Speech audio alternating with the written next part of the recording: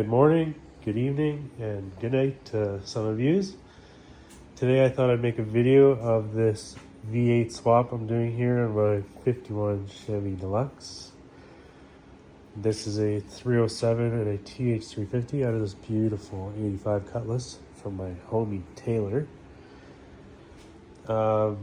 This car came with a 216, and then people I bought it from, they took it out, put a 235 in it, and I brought it home.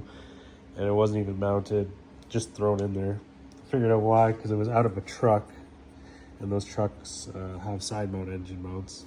This 216, I guess, had the fronts. I took them out, but and that 235 didn't have any holes to even put front mounts. It was like right by the crank. It was very weird. So I figured instead of messing with that, I would do like a budget V8, swap. I've had a few of these cars with the G body frame swap. Kind of didn't like the way that they sat with the body mounts. You have to take this whole mount out, and then you're putting all these new body mounts on like unsupported steel, and bumpers were kind of weird to mount and fit.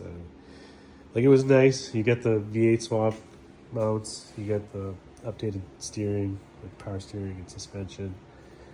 Just it works. It's just up to you what you really want to do and how far you want to go. You can even cut the front clip, but then you have a welded frame. Some people don't like that, especially if you want to resell these things. So I kind of wanted to just keep this as original as I could. Obviously I'm cutting stuff up here. I had to cut the gussets out to fit the valve covers, but I want to keep the frame. I want to keep everything kind of original other than that. And I got these engine mounts off Amazon, 70-80 bucks. They're not made of chocolate, so that was like a huge bonus. Kind of just a couple hours, been messing around and mocked it up to where I wanted it to be, measured out those mounts, and cut them. I went as far back as I could. Like, I'm kind of touching here with that ground bolt. I have to make sure my cap fits, because then that's all going to determine if I have to bring this forward or not. But I'm trying to get as far back so I can fit a rad and a fan, hopefully. The angle's perfect because I'm still using this 51 transmount.